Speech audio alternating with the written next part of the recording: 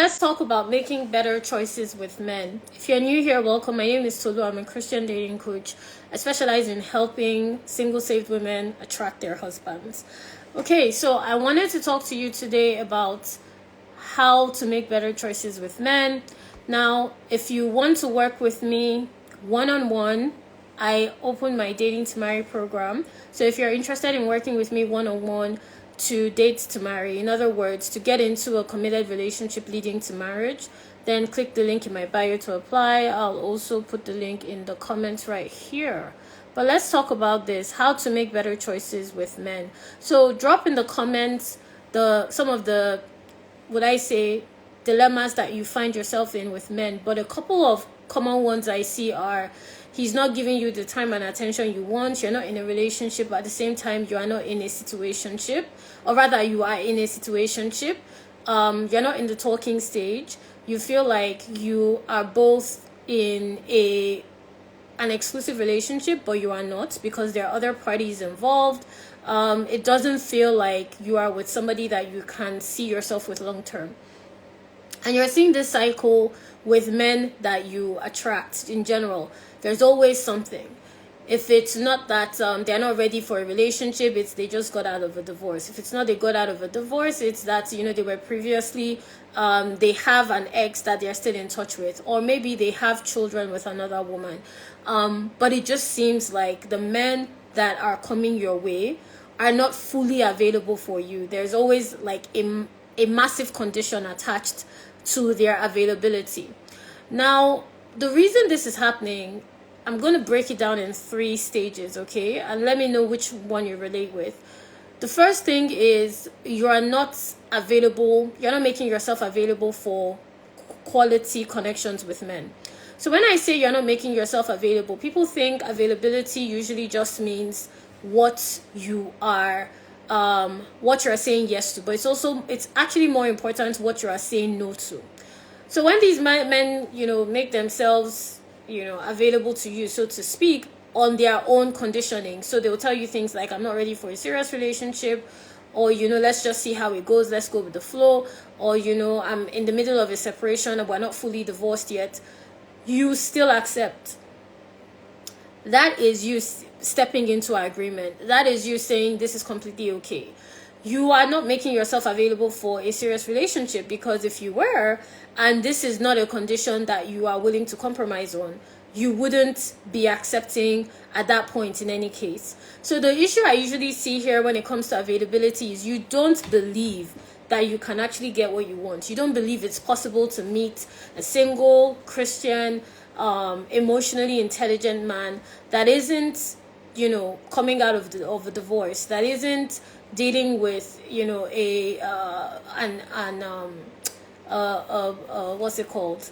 A baby mama, for lack of a better word, that isn't dealing with some sort of issues emotionally. You don't think that's available to you. This is how you guys get yourself stuck in those love triangles as well. He tells you that the woman is out of the picture, but she's not. She's very present. She's very much a part of the relationship. She's very much involved with how conversations are flowing when he's available to you. Another thing is, you may also find yourself in the bucket of he doesn't take you on dates. You'll never go on dates. You don't go out. You are either coming over to his place. You are lending him financial assistance. He's just around you when he either wants sex or money or food, whichever case may be. You are the one accepting all of this. That is what you are available for, right? Because if you were not available for this, then you would not be making yourself involved with this in the first place. This is why when I work with clients one-on-one, I like to look at the reality of your dating experience. Like, what has been your experience dating? What has been the experience you've had with men that you're entertaining, men that are currently in the picture, men that you've been talking to for months but are not your boyfriend, that you cannot confidently say you've met their family and friends, men that are taking up all this time exclusively from you, but you cannot say if or when they see other women, if there are other women in the picture, if they're ever going to be able to be fully available for you in terms of emotional access, in terms of how they show up for you, how they're able to provide you with a safe space emotionally. you cannot say any of these things confidently and with confirmation, because you know these are not the right men for you, but you have made yourself available for this. That is what I want you to understand. You have made yourself available for this. So when I work with clients one-on-one, the reason I like looking at your current dating cycle, in other words, your current dating experience, because I promise if you are in this dynamic I just mentioned, which is you're attracting men that are not taking you seriously, you're talking to men that have one issue or the other, they have one serious luggage they are carrying, whether it's, they tell you they're just coming out of a divorce, or they are not fully separated, which means they are still legally married, by the way, or they are telling you that they're dealing with a baby mama situation, or they are telling you that they are not emotionally ready yet because they're just coming out of a relationship. I want you to understand what should actually be happening is that is the point you turn them away, but you're not doing that. And you're not doing that because you don't think you can get better. You don't think you deserve better. A lot of you question if it is truly actually possible for you to be in a healthy relationship with a man that doesn't have some luggage or baggage, however you want to term it, that is going to be a serious problem. So you try and manage the situation, but the truth is you're not okay with it. You're not okay with it. Okay, you're not okay with the fact that you don't know if he's talking to other people. You're not okay with the fact that you can't confidently call him your boyfriend after talking for months. You're not okay with the fact that you're in this emotional state of dependency. You depend on him to make your day go good or bad. You're not okay with the way he's treating you, the way he's disrespecting you.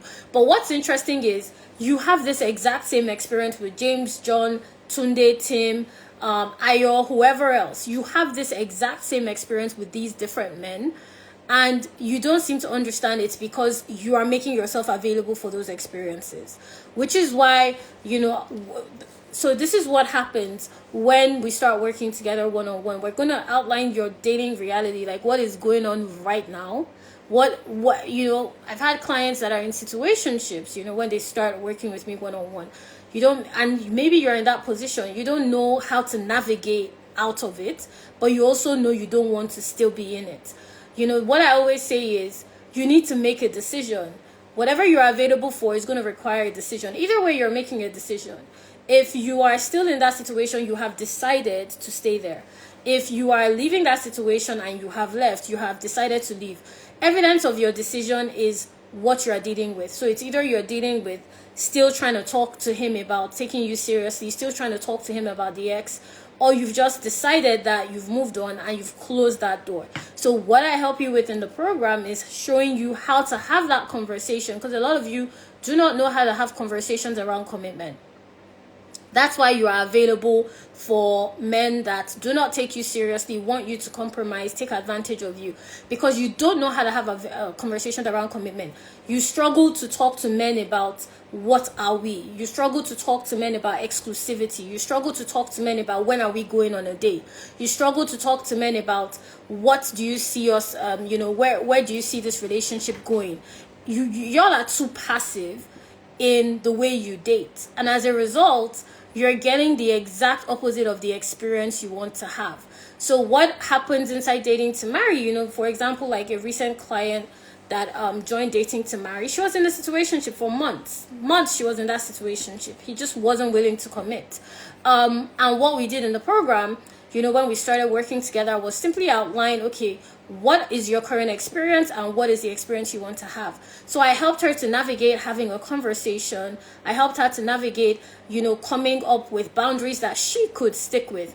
Part of the reason that you are overly available is you do not set boundaries that are realistic. You set boundaries like they're aspirational. Like, today I'm going to leave him, when knowing well and good you're not going anywhere. Knowing well and good you're not leaving that man. Okay, you set boundaries like they're aspirational, and I do not encourage that. So for this particular client, we set boundaries that are realistic, boundaries that she can do here and now, so that she can take one step at a time towards her goal of getting a solid commitment, either way, either from the man that she was with at the time, or, you know, the man that she can commit to step into, you know, commit to in terms of, you know, it's heading towards a positive direction, which is marriage, right? So, you know, I helped her to navigate that whole process of setting boundaries, having a conversation, sticking with what the boundaries she set. She's not been available for, you know, she's out of that situationship. It took her a couple of weeks to get out of it, and she was stuck there for months. And I share that with you to know that, to let you understand that the only reason that you're going through this cycle is that is what you've made yourself available for. And by the way, he's not going to change. Neither is the next one. The only change factor is you. The only constant that can make any substantial difference is you. You need to start making your availability different. And how you do this is by setting your boundaries and also setting your standards. Part of the problem is your standards are very permissive. So when I say they're permissive, I mean that you leave room for, you know, you leave room for negotiation. You leave room for maybe not. In other words, if this happens, fine. If it doesn't happen, fine. The problem with that is you're also going to start attracting men that are also indecisive. You know, for instance, you may be talking to a guy that tells you, I'm not going to do it again. You know, she's out of my life. He's talking to her by next tomorrow. Or he's telling you, you know, I'm ready to commit. I just need more time. Meanwhile, you give him another 2 months and you find that 5 months have passed and he still hasn't changed his mind.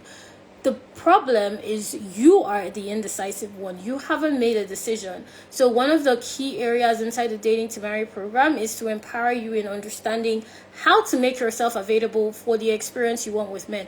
And part of the reason why you're not making yourself available is if we're being really honest, you don't even know what you want in a relationship. You don't even know what commitment looks like for you. You haven't seen it before. So it's either you grew up in a background whereby there was a lot of dysfunction, or, you know, you were in a previous dynamic that was equally dysfunctional, whether it was a mother-daughter dynamic, whether it was a familial dynamic or a friendship dynamic. You haven't operated in a functional relationship dynamic before. So you don't even know what it looks like to be in a functional, well-running relationship. So you're not able to be available for it. Which is why, like, one of the key things I do with clients one-on-one is look at your patterns. I keep saying it, patterns. Because if we don't know your patterns, we are not going to make any progress, right? So you need to know your patterns to be able to see different results. Your current pattern is, and let me paint a picture for you here. Your current pattern may be you meet a guy, you get really excited, you know full and well that you're not attracted to him, you know full and well that you're not finding the fact that you're not okay with the fact that he's divorced, you're not okay with the fact that he's not ready for a serious relationship, but you entertain it. You stay, you know, you make excuses, you try and explain away the obvious. That is why you are not making the best choices with men. You don't have any concrete foundation that you can confidently say, this is how I want my relationship to look like, right? Let me know if this is helpful. Just tap the hearts. If you have any questions for me, drop it in the question box. But yeah, you need to change what you're available for. Right now, you're available for everything. You're just available. And what is driving that availability is you're afraid. You're afraid that, am I going to be single forever? Am I ever going to find a guy that actually matches what I want? Maybe I should just manage this person. And the thing with fear is it feeds mediocrity. So what I mean by that is you cannot make progress from a place of fear. You cannot go far from a place of fear. It's not possible because you'll question every step, right? So you need to be able to make a decision that comes from a position of being confident about the future you want. So one of the key ways I help my clients do this inside Dating to Marry is what I call a marital template. Now, a marital template is basically in summary, it's your dating map. So it shows you the woman you are and the wife you're going to be, so that this will help you know the man that you desire and choose the right partner as a husband, right?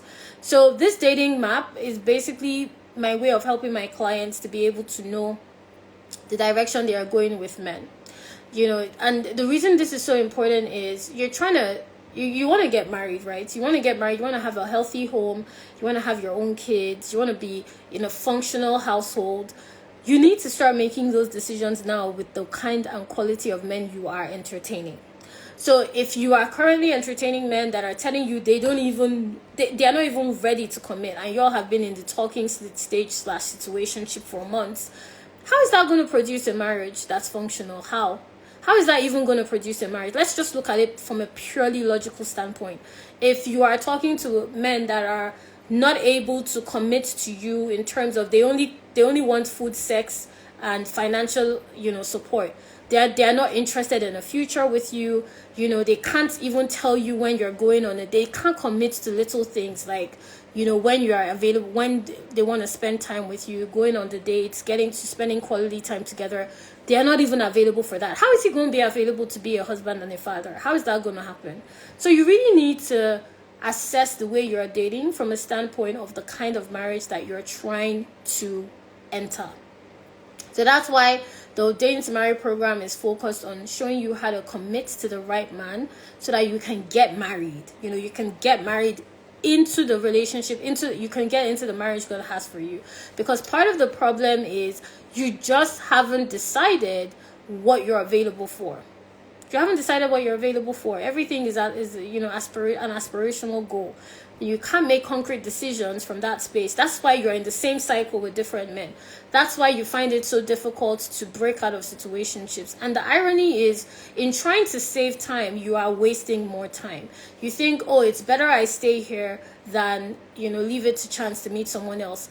Meanwhile, the irony of that thought process is you are actually wasting time by staying with somebody that will never be ready to take the next step with you, right? So I hope that clarifies why you need to choose how you're to make better choices with men. You need to decide on what you're available for. The other thing you need to do is you really need to think about what are you willing to attract.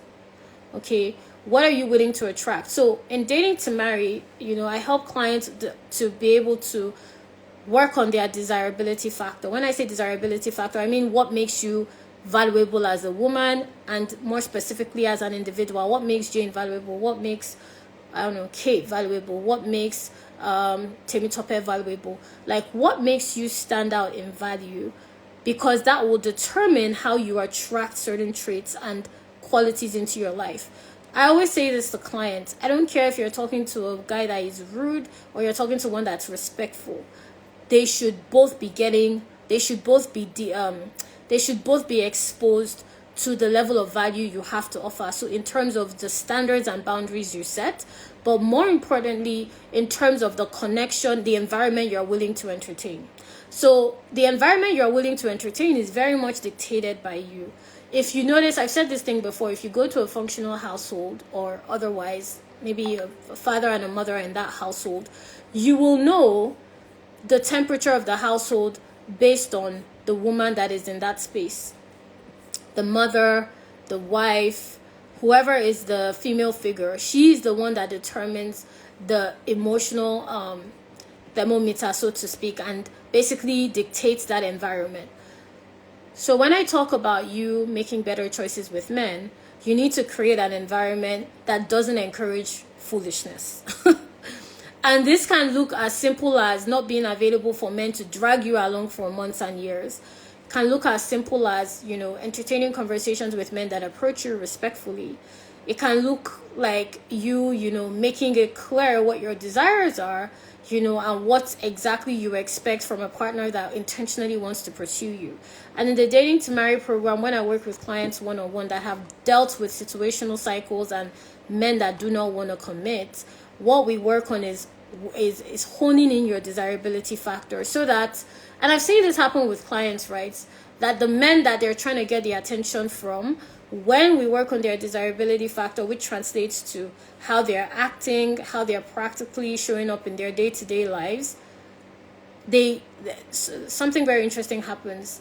My clients start to lose interest in those men that they were initially interested in, and those men start to be more interested in my clients. So they'll try and get more of their attention, they'll try and get more of their time, they'll be calling more, they'll be asking more questions.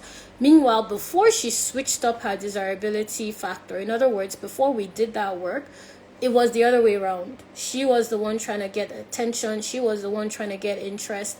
And why this happens is the balance for you as a woman dating should be in attracting. You shouldn't be chasing, right? Your role is to attract. You're not meant to chase. Whenever, and let me know if this applies to you, because I'm sure it does. If you've ever tried to get a man's attention, worked really hard to try and get his time, trying to get him to see your value, you get exhausted. It is frustrating and exhausting.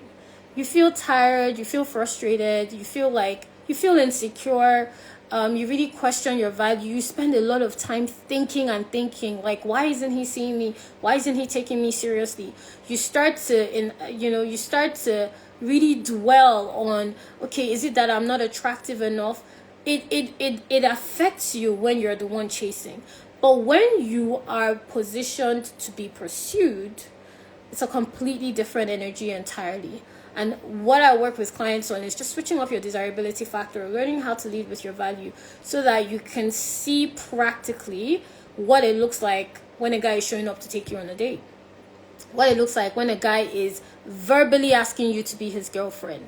When he is clear about his intentions to get to know you through his actions. When he is clearly interested in who you are as a person. He's not just looking at you like a body or a bank account. He's interested in your brains. He's interested in what makes you tick. When you learn how to work with your desirability factor, it is going to switch up. And I've seen this. You know what's interesting? I see it happen with clients one-on-one, right? In three different ways. It's either, it always starts from one place. And I'll try and distill this because, I want to make sure you guys get this. But desirability, your value cannot be contained. So the way you will notice this as well, I promise if you're dealing with men not wanting to commit, you're probably also dealing with friendships where you feel like taken advantage of. You feel like your family doesn't see you, they abuse your boundaries. You're probably not really appreciated at work. It translates. There's a ripple effect when it comes to how you position yourself. It's not just in intimate relationships. You will notice it in relationships that come from friendships, family, colleagues at work, even strangers on the street. You will notice that the way you are treated by that supposed talking stage person or situationship you're in is the same way your friends treat you. It's the same way your family treats you. It's the same way you experience relationships in the office. This is why it's so important to switch up because when I do this thing with clients, they also start noticing that they're getting more opportunities at work. It changes the dynamics of their friendships. Some friendships fall apart, some friendships fall in place. And the reason that that's happening, and I say this, when my clients are experiencing this, because they start seeing this shift, not only in the quality of men they're attracting, but some friendships fall away, and they start noticing, oh, I'm getting more opportunities in the office, I got promoted, I got this amazing opportunity I wasn't expecting. I've seen this happen with, 2 different clients recently. This friendships, another set of clients, are experiencing friendships falling apart and falling in different ways. And I'm like, it's because your desirability factor is getting positioned. So it is impossible for whatever is not in alignment to stay in the same place. It is not possible. It's like, when you move position, you definitely see things from a different angle, right? So the reason why I share this here is when you learn how to lead with your value, when you learn how to turn up your desirability factor, it is going to change the way you attract men, and it's going to also change. Here's what's interesting as well. It's going to change what you are attracted to. It's going to change what you're attracted to. I've seen clients go from not being... talk about one client in particular. She noticed that maybe her friendships weren't serving her the way she wanted, and it's because she wanted different things. She was no longer settling for bare minimum, and it's not like we're in dating to marry. We focus on your relationship, we focus on attracting men, making sure that you're in a position to have healthy connections with men so that you are being pursued by men that desire commitment, that desire an intentional relationship. But when you start getting into that dynamic, you also notice a shift. And I've seen it with this particular client. She started getting professional opportunities. She started noticing that friendships were falling apart and new opportunities for friendships were falling in place. And I told her it's because you're starting to lead with your value. It's because we're working on your desirability factor. So it is literally impossible for you to experience things the same way and for people to experience you the same way.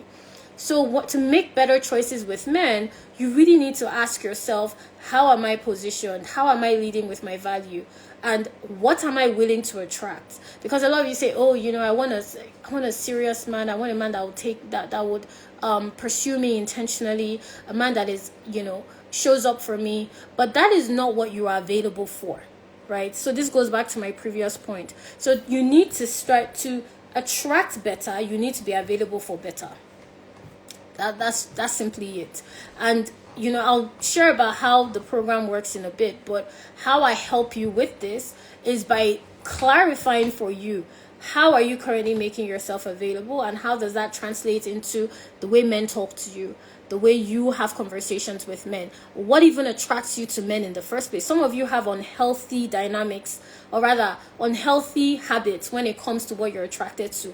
Some of you are attracted to rudeness. You're attracted to men that take you for granted. You're attracted to emotionally unavailable men. You're attracted to men that disrespect you.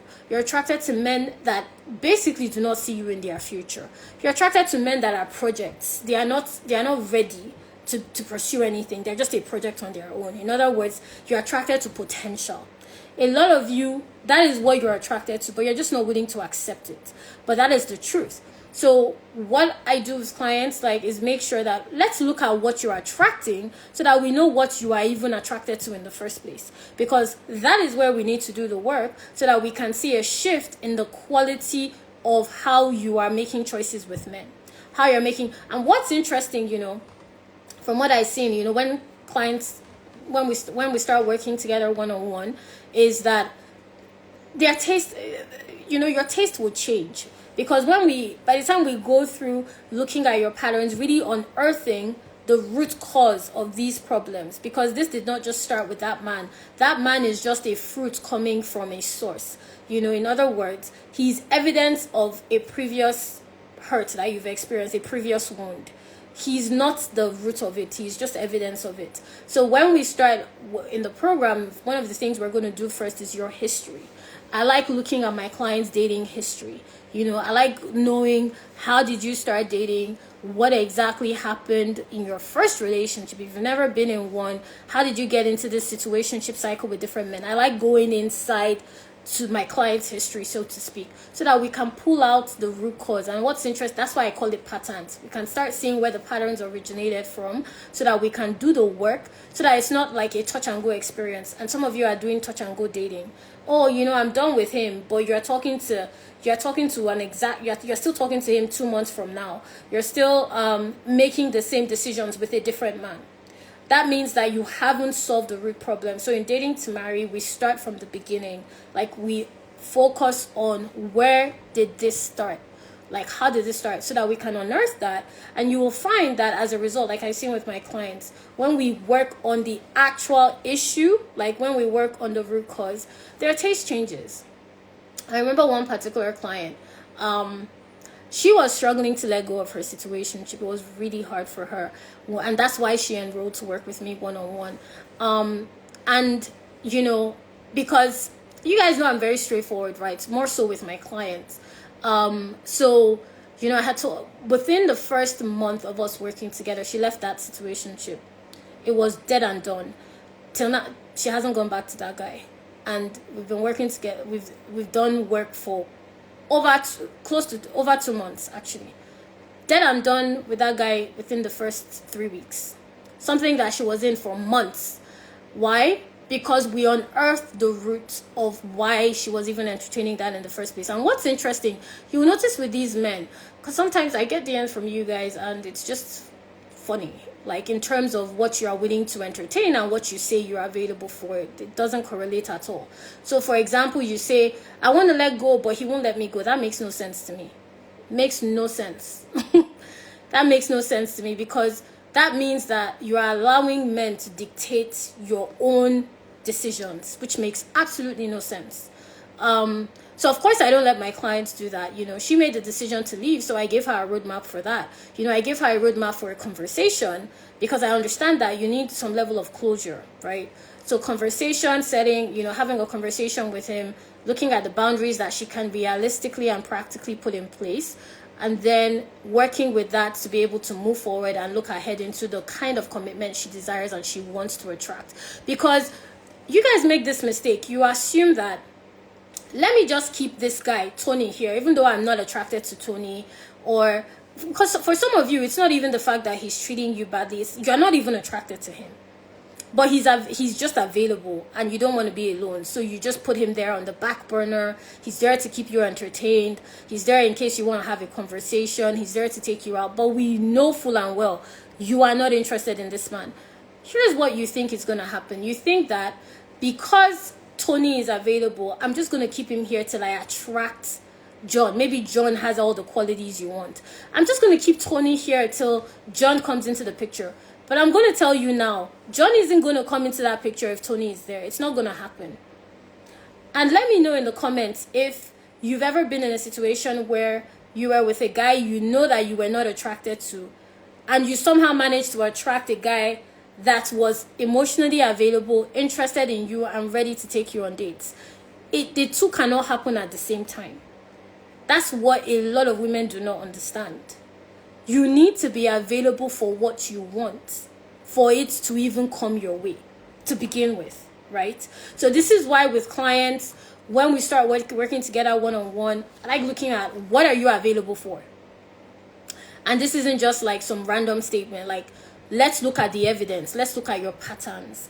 Let's look at your history. Let's look to be able to see what you're available for. Because that is the fact. I don't care about what your feelings are saying. Let's look at the facts of your decisions, right? That is what you're available for. And this is the work I did with this particular client I'm talking about. So we're able to unearth the root of why she was even in that situationship to begin with, so that she can put it aside. And now it's dead and done, and she's moved on. In fact, she's meeting men. She was telling me, I cannot even believe how men are showing up for me. And these are men she's not in a relationship with, that are offering to help her out with projects, wanting to take her on dates, wanting to just talk to her. Like, these are men that are available, and I said because you're now available. You're now available to attract the kind and quality of connections you want with men. And another mistake I see here is maybe the men you entertain fit what you want on paper. They're attractive. They seem Christian. They have a good job. They are financially stable. And then you get closer and you see the complete opposite. And then you assume that this is the most that you can do, not understanding that this is just evidence of the fact that you are getting closer to what you want. That's all it means. It just means you're getting closer to what you want. It's kind of like if you get closer to a building, you see more and more and more of the building. Maybe you thought the grate was green, and then you get closer and you realize the grate is actually blue, right? Or you thought it was orange, you get closer, it's red. In other words, the fact that you are seeing more of what you want, but it doesn't particularly fit the picture, doesn't mean that that is all you can attract. It just means you're getting closer to what you want. But because, this isn't really discussed enough, so there isn't really an understanding around how attracting your husband works. There isn't really conversation around the fact that you don't just wake up and attract your husband. You're going to meet a couple of frogs, so to speak. And you really need to get good at knowing what those frogs are telling you about where you are on your journey, what exactly it is you need to change, and when and how that speaks to when you're going to meet your person. And this is what I show my clients how to do in Dating Tomorrow. I literally give you what I call a dating ladder. So a dating ladder shows you, and it covers all the stages in dating. Like every single stage is covered in the dating ladder, whether you are not talking to anyone right now or you are talking to men, but it is not the quality of men you want, or maybe they are the quality, but they do not have interest in commitment. And then finally, basically the ladder covers each and every single stage, so that I can confidently show you, hi Sari, I can confidently show you where you are in the dating process. Like I can confidently say that you are, you're at point A, you're at point B, you're at point C. Yes, it's been a really long time. Hi, Sari. Don't worry, I'll be in soon. I'll be in soon. But yeah, so it's really important that you're clear on what you are willing to attract. Because if you are not able to decide on that, do not be disappointed by the options that you find yourself dealing with. Okay, so you have to allow room. You have to allow room to be to step away from the situationship. You have to, when I say allow room, I mean you have to be willing to take that chance. And the process I put you through in Dating to Marry is a combination of, let's move you away from what you don't want, and let's make a plan for what you do want, right? So like, I move clients from the point of, maybe you're in a situationship or you're talking to men that are just not the quality you want. We do the work on looking at your roots, like your patterns, your history. That is going to show me what you need to change in terms of how you're attracting men, so that we can really make sure that you're stepping into our agreement with the right men, okay? And that's the final way you can make better choices with men. We need to work on what you're agreeing to. In other words, I started this live by saying, what are you saying yes to? What are you saying no to? The same way I'm going to end it by saying, what are you also saying yes or no to? So when I talk about what you're agreeing, I simply just mean what you're willing to accept. It's really that simple. And how this looks like is, you really need to come to a place of understanding and having a conviction around what your own particular dating process looks like. So I want to clarify something. Though your path to marriage is unique to you. It's not something that can be duplicated or somebody else can replicate, right? It is unique to you. So what I do with clients when we work together one-on-one is to really clean up what your path to marriage looks like. Like, where do we need to clean up your patterns? How do we need to make sure you're better positioned so that you are presented to you have options when it comes to the quality of connections that you want to have with men, so that you can decide who to commit to, right? So you are making a conscious decision around commitment. A lot of you are not. Part of the reason you're not making better choices with men is your decision around commitment wasn't conscious. You just woke up one day and found that this guy is taking up all your time, but he's not your boyfriend. You found that you were emotionally invested on a man that doesn't even care about what you're doing over the weekend. You just wake up and find yourself in positions that you don't know how you got there in the first place. So it wasn't a conscious decision for you. You just found yourself attached. But through the dating to marry process, you're going to learn how to consciously make decisions around commitment, so that you are conscious of when you're interested in a guy, when you get intimately involved, when you become invested, and what that looks like when it translates into a healthy commitment. And I was telling this to a client the other day, you don't stop being conscious at the initial point of commitment. Because commitment has 3 levels. You're boyfriend and girlfriend, and then you're engaged, and finally you're married. So you really want to understand, what does it look like? A lot of you, the commitment level you are at that is unconscious is either you're operating as if you're his wife, even though you all are not even married or in a relationship, or you're operating like you're about to get married. And for people under this, what it looks like is you're talking about things with him as if you have plans in the future. Like, I really think it would be a good idea for us to travel for summer. I really think it would be a good idea for both of us to go and visit your parents. I really think you're advocating like you all are in a relationship, but you're not. You're coming from that commitment space of as if you're engaged, you're not. Those of you that operate as if you're in a boyfriend-girlfriend dynamic, what it looks like is you're usually looking for more time. You're usually asking him for more time, more attention, more focus. You're looking to see where he's showing up for you. But in all these scenarios I painted, those are not reflective of where you are current. That is not the reality of what's going on. You are not in a relationship, you are not engaged, and you're certainly not married. So you want to be conscious. You want to be consciously making decisions around commitment. And in Dating to Marry, I facilitate that process for you by showing you what commitment looks like for you specifically at different stages. Because for Jane, commitment may look like her, planning a trip with the guy she's talking to. But for you, that may not be a big deal. You could just be talking about it hypothetically. Maybe you don't even like travel.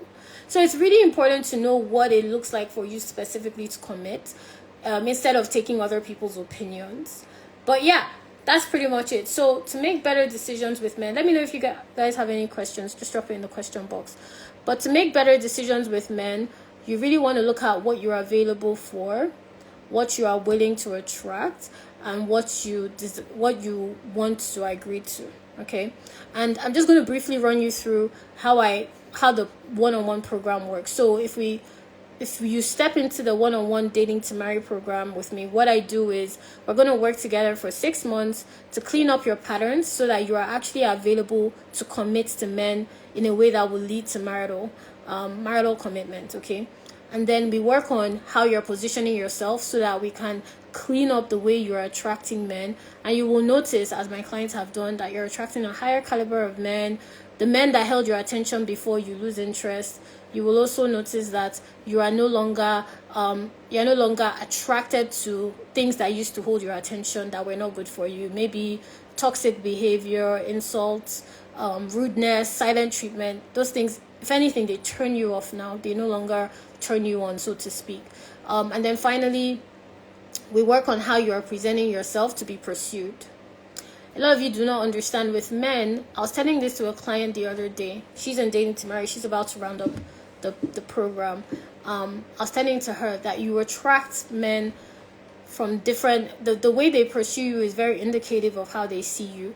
But what women don't understand is it's also indicative of how you are presenting yourself, right? So, some men purely just want sex. Some men want some sort of financial assistance. Some just want they see you as some sort of investment, whether in terms of they want access to your network, they want access to some level of, they want access to something you have. And some actually are genuinely curious in terms of seeing you as a potential partner. You want that last bucket to be where you're attracting men the most. Mind you, I said the most. So in other words, don't be surprised. It doesn't mean that you're not attracting quality men if some men are just looking at you for sex. But if that is all the men that are coming your way are looking at you for, you really need to re-examine how you're positioning yourself. So how you're positioning yourself and how you're presenting yourself, because both are connected. So what I do with clients is we clean up the way you're presenting yourself, and they start to notice that the quality of men that are attracted to them and the quality of conversations and interest these men have also shift, right? The dynamic starts shifting. So this is what I do with clients for the 6-month process. So someone has a question about telling a man off after you've shown interest, but he's only interested in playing games. I'm just going to be very honest with you. You're not getting the point.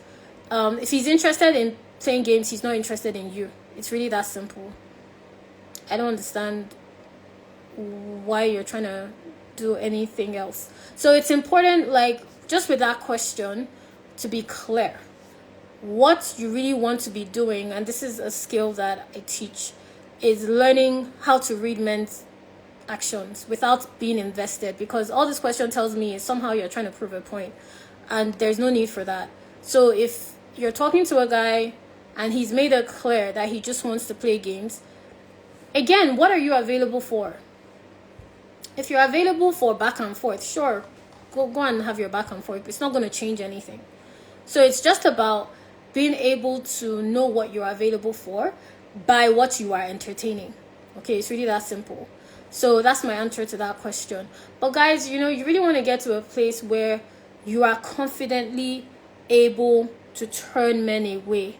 I was telling this to a client the other day that, and this is a process that I put you through inside the Dating to Marry program, which is learning to have a very clear understanding of the kind of marriage you want based on the quality of men that you are entertaining. Okay?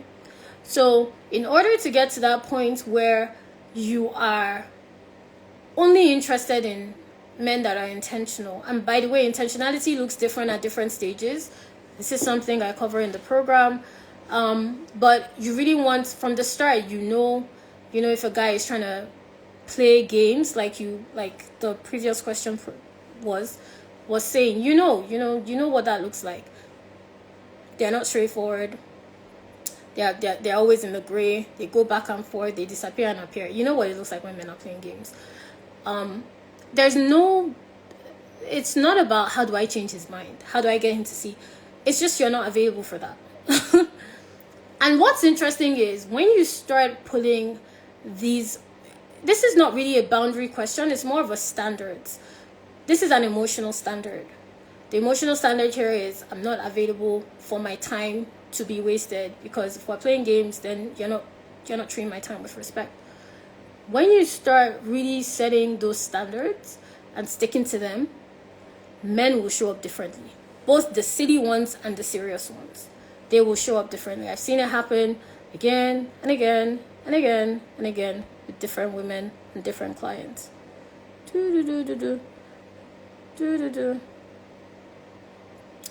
Okay, so how about a guy who starts off very interested, but you notice he begins to lose interest when you decide to give him a chance? Then he wasn't ever really interested in the first place. It's that simple.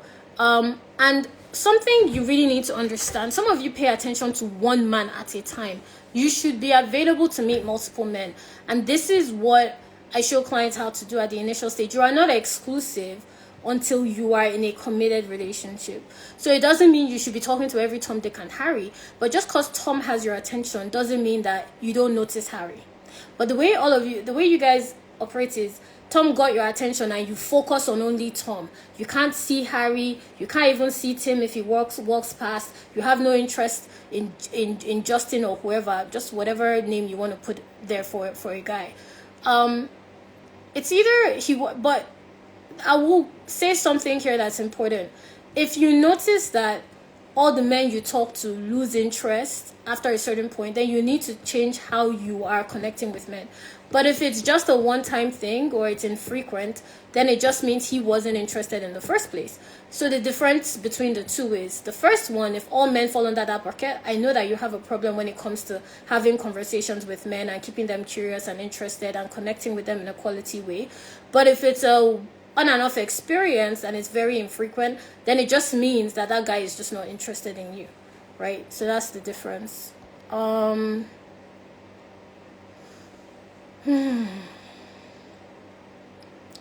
I've been talking to someone, but we live 7 hours apart. How do you know he wants to move on to the next stage? I'm sure you can talk to him about that.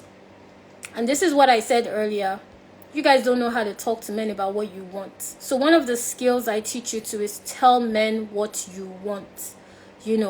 Open your mouth and tell them how they can create the experience you want. There's nothing wrong with that. It's better than waiting another 4 weeks. That's how y'all waste time in talking stages that turn into situationships. There's this lack of confidence that I'm seeing with women around expressing your desires when it comes to dating. And it's really important that, this is why I said, what are you available for? It's kind of like if you go to a restaurant, you go to an Italian restaurant, you are expecting to be served Italian cuisine. You're not expecting Chinese. You're not expecting African food. You're not expecting Jamaican. You're expecting Italian. That's why you went to the Italian restaurant. So if you are dating to marry, there needs to be a confidence around the desires that you have as you are dating to match the marriage that you want.